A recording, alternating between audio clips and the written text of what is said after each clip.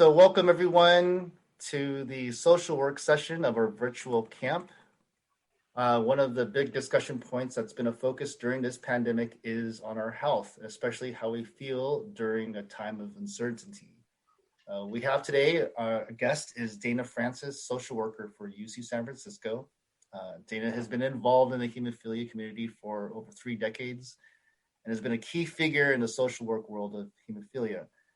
He has joined us today to share tips on well-being on another health-related issues. So, Dana, welcome to the session. Thank you, Z. It's good to be here. And thank you, everybody, for giving me a few minutes to talk about just some of the emotional issues around dealing with the COVID crisis we've been through and are starting to come out of, thankfully. It's been a long year, and I know if you're somebody who has gone to hemophilia camp before, that means you've been in school, you've been doing remote learning, which I'm sure has not been all that easy. And so I just kind of wanted to talk a little bit about what that's been like and what it will be like to kind of re-enter the world. And I guess we're all trying to start doing that right now. One of the things that I think is really important for people of all ages, kids and adults, is to figure out some ways that you can talk about how you feel about what's happened.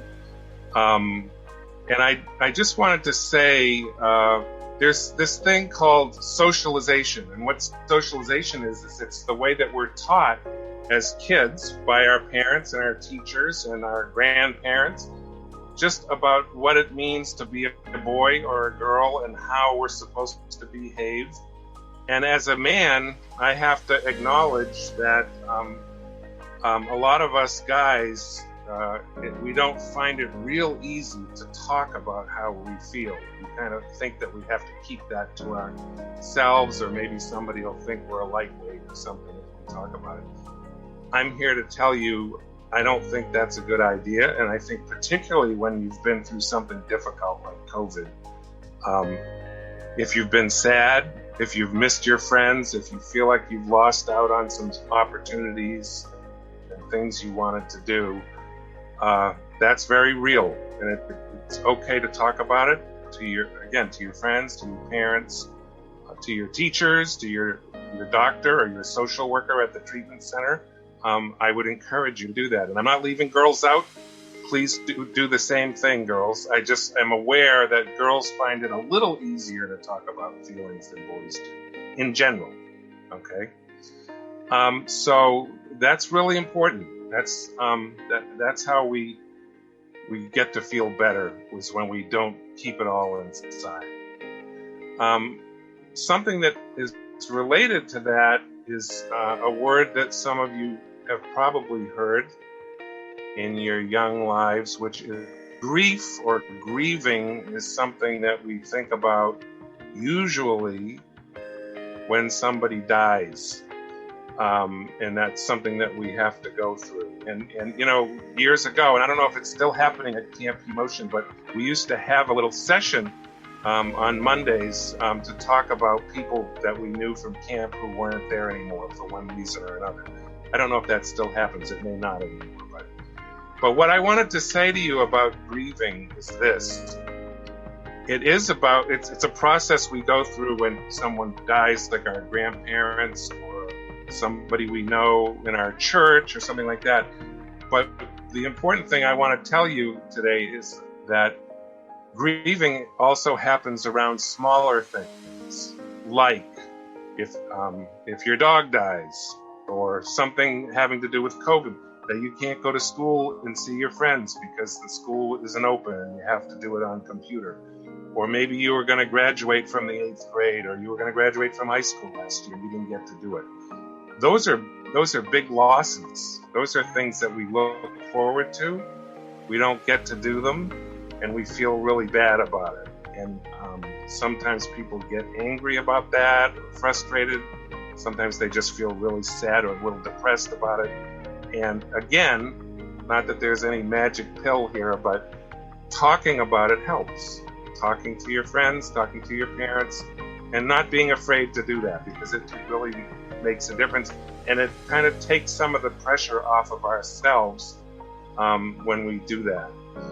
I'll switch back to the boys just for a quick second and say that I was just recently talking to a couple of the guys who come to a men's support group for guys who have bleeding disorders, adults. And this is really what the group is for. We talk about stuff when we're having trouble with work, or we're having trouble at home, or whatever. We're worried about the world. We get together and we talk. And when we're done, usually we feel a little bit better. So anyway, what can you do right now as you're heading back into the world? Maybe in the fall you're going to go back to school, I hope, but most of you will.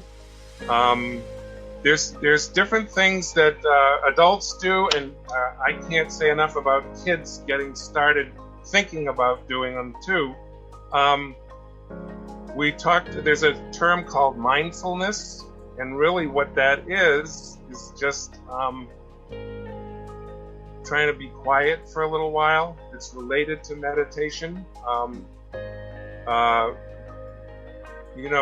Being quiet with yourself, letting some of your thoughts just kind of go through your head and go by, and letting them go if they're not that important. It has to do with the stuff that we tell ourselves quietly in our brain. Sometimes that stuff isn't so positive. I don't know what I'm doing, or people don't think I know what I'm doing.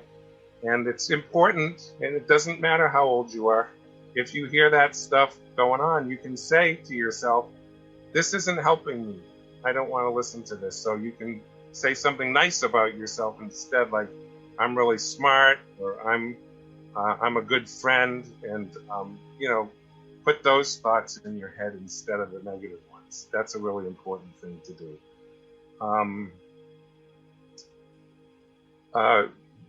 This is going to sound funny, but it's very, very helpful. Deep breathing. Anybody heard of that? And really what that is that you just stop and just kind of get your mind squared away and take a deep breath through your nose. I'll do it for you right now. You just go. And then you let it out through your mouth.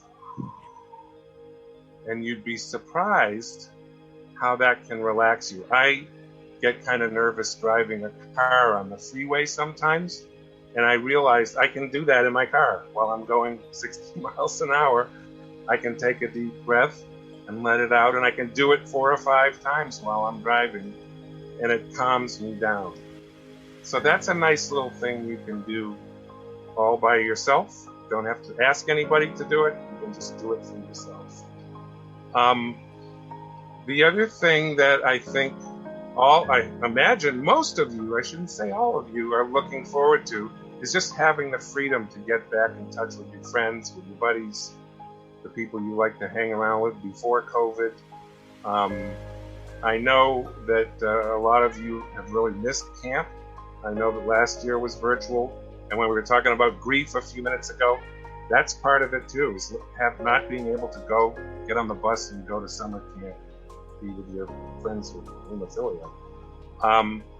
But this is something that I think is really important going forward, is to carefully, but particularly if you're really young and don't have the vaccination yet, you can still wear your mask, but to be able to get back together with your friends, talk to them, laugh with them, tell jokes, have fun, talk about, if you're a little older and you want to talk about stuff that matters to your life, or at any age really, it's just a great thing to be able to do, to have that kind of time again.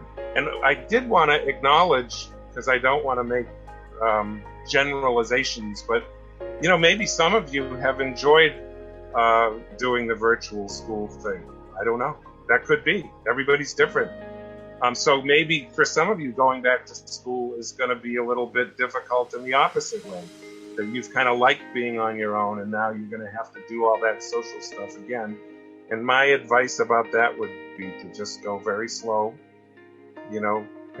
pick a really somebody that you know and you like, and you kind of just start slow with them, because it takes a little getting used to get back into the world again.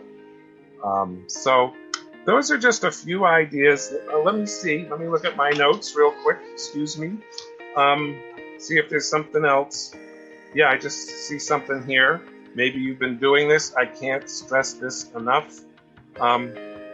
Get outdoors. Get some exercise. Walk, run, ride your bike. Through this whole pandemic, I've been encouraging people to get up and move, go outside. It's very good for your well-being, your mental well-being.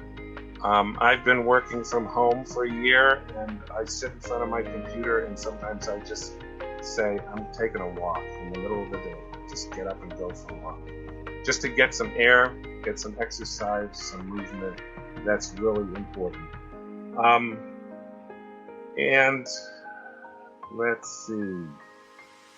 I know this isn't going to be popular, but I would encourage you to move in the direction of playing and being outdoors with your friends rather than sitting in front of the screen and playing games more. Because it's just good for your whole body to get fresh air and get outside. I know I sound like an old guy saying that, but I am, so I get to say it. And then the last thing I guess I would just like to say is that social distancing, which is a term we've been hearing for a year and more, isn't the same thing as social isolation. Social distancing is literally being in the grocery store line and being 6 feet apart from the person in front of you and behind you. But isolation from other people emotionally is never a good thing. It's just not a good thing. And lots of research has shown that the more we have a community or a sense of belonging with other people, the happier we are.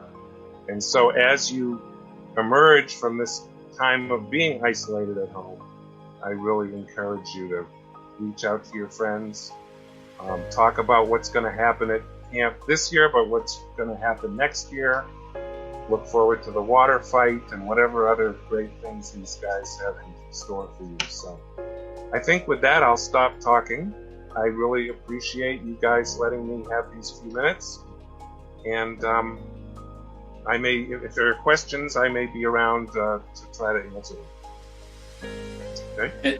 And if anybody has any questions for Dana about mental health or getting back into the world as we come out of this pandemic, please email them in to the chapter, and we will get them to him, and we'll get some answers back to you in the best way we can. We miss everybody. We hope everybody's doing well, and we look forward to seeing you again in person soon. Well, as always, thank you, Dana, for your sound advice, and thank you for attending this session. Thank you for having me. It's been a pleasure.